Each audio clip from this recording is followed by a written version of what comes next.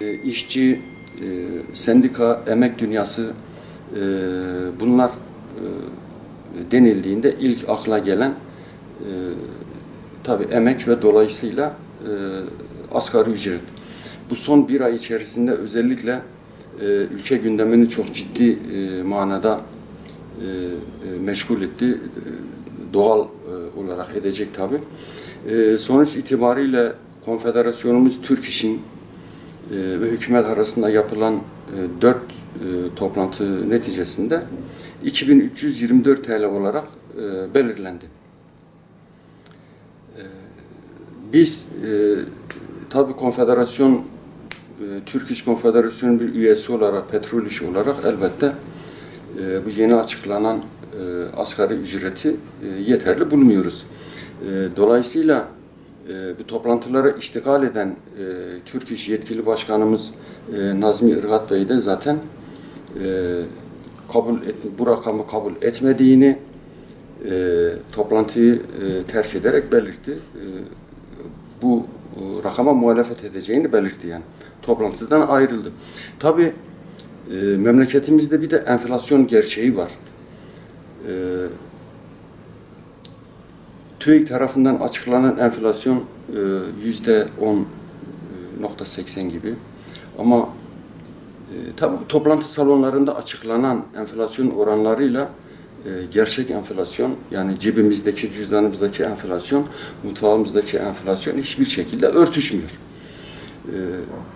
Mutfaktaki enflasyonumuz Türk İş'in verilerine göre ki Türk İş tam 33 yıldan beri bu çalışmayı yapıyor. Aylık enflasyon oranlarını pazarlarda, çarşılarda, esnaflarda, insanların içerisinde gezerek, konuşarak, bilgileri toplayarak bir çalışma yapıyor. Yani dolayısıyla Türk İş'in çalışması neticesinde önümüze çıkan rakam 17.20 gerçek enflasyon. Mutfaklarımızdaki gerçek enflasyon 17.20. Yani bu şekilde de baktığımız zaman bu rakamı elbette kabul etmiyoruz sendikalar olarak. Bir diğer şekliyle baktığımızda Türk İş'in talebi burada 2578 TL idi. 2578 TL'yi Türk İş neye göre talep etti? Tabii yine biraz önce belirttiğimiz çalışmalara göre tabanından aldığı görüşlere göre belirtti. Ve bu belirtilen 2578 TL rakam çalışan bir kişinin evli olmayan bekar bir insanın yaşam koşulları için sağlıklı bir yaşam koşullarını sürdürebilmesi için 2578 TL çıkan rakamı Türk İş istedi hükümetten. Maalesef yani hükümetin de yani kendince doğal şeyleri var elbette. Gerekçeleri var. Yani sonuç itibariyle 2324 TL olarak belirlendi ama biz emek dünyası olarak bu belirlenen rakama her platformda muhalefet edeceğiz. Yani biz bunları gerçekçi bulmuyoruz ama yani tabii hükümetin ve iş adamlarımızın yaklaşımları da, işverenlerimizin yaklaşımları da maalesef bu istikamette.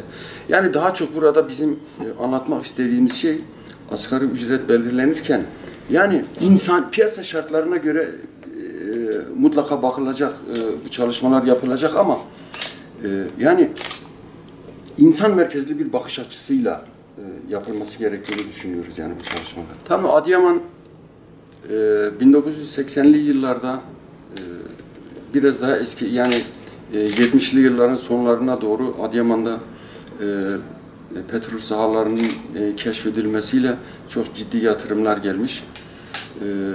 Ve bu günümüze kadar devam etmiştir. Şu anda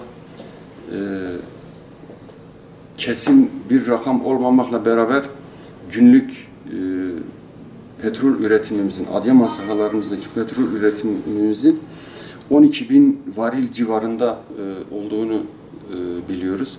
Bu birkaç ay öncesine kadar, bir yıl öncesine kadar 8.000 civarındaydı. Ama yeni teknolojik çalışmaların faaliyetlerimize katılmasıyla günlük 12.000 varil civarında bir üretimi var yani. Ülke ekonomisine bir katkımız var.